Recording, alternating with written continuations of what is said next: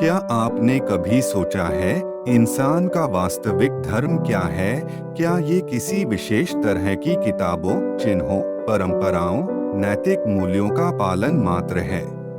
क्या किसी धर्म विशेष में जन्म ले लेने से हम धर्म को जान लेते हैं? और क्या है धर्म का वास्तविक उद्देश्य? आज हम इन सारे प्रश्नों के उत्तर जानने का प्रयास करेंगे।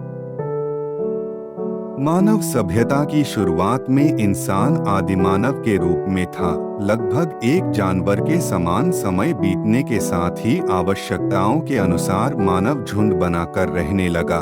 झुंड में रहने के कुछ नियम होने लगे। हर झुंड के अपने नियम थे। धीरे धीरे इन झुंडों ने समुदायों का रूप ले लिया। भौगोलिक परिस्थितियों के कारण समुदाय और संगठित होते गए। समय बीतने के साथ मानव के मस्तिष्क में यह प्रश्न उठा कि जीवन का वास्तविक उद्देश्य क्या है? हम क्यों जन्म लेते हैं और क्यों मर जाते हैं? और मानव समुदायों में रहने का सबसे श्रेष्ठ तरीका क्या हो सकता है? ऐसे ही जिज्ञासु प्रश्न के उत्तर ढूंढते हुए मानव ने आत्मा और परमात्मा का अनुभव किया, और जिन व्यक्तियों ने परमात्मा का अनुभव किया वे ही बुद्ध, पैगंबर, ईसा आदि कहलाए। लोगों ने पैगंबरों के बताए हुए मूल्यों और शिक्षाओं को किताबों में संकलित किया, और यही ग्रंथ ईश्वरीय ग्रंथ कहलाए, जिन्हें लोगों ने अपनाया और पालन किया।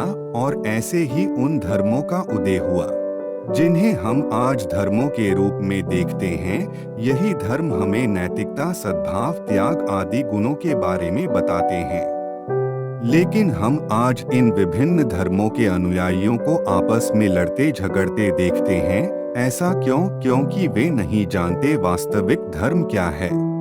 हम जन्म से ही जिस धार्मिक परंपरा में पैदा होते हैं उसे धर्म मानकर उसी अनुसार चलते हैं।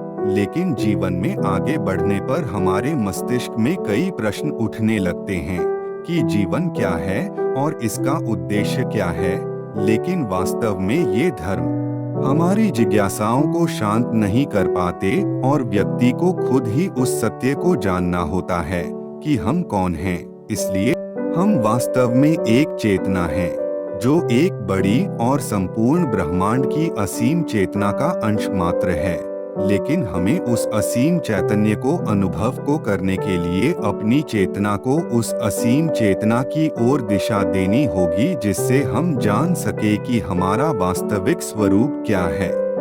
और जब हम यह जान लेते हैं, अर्थात सत्य को समग्रता में देख लेते हैं, तो सभी प्रकार के शरीरी और मानसिक भेदभाव मिट जाते हैं, और हमारी चेतना दिव्यता से परिपूर्ण हो जाती है। तब हम में से धर्म का जन्म होता है। तब व्यक्ति संपूर्ण विश्व को अपना एक परिवार मानकर सारे बैर भाव मिटा देता है, और तब ही असली नैतिकता प्रकट होती है, असली धर्म का पता चलता है। यही व्यक्ति और संपूर्ण संसार का वास्तविक धर्म है, जो संपूर्ण विस्तार का विधान है।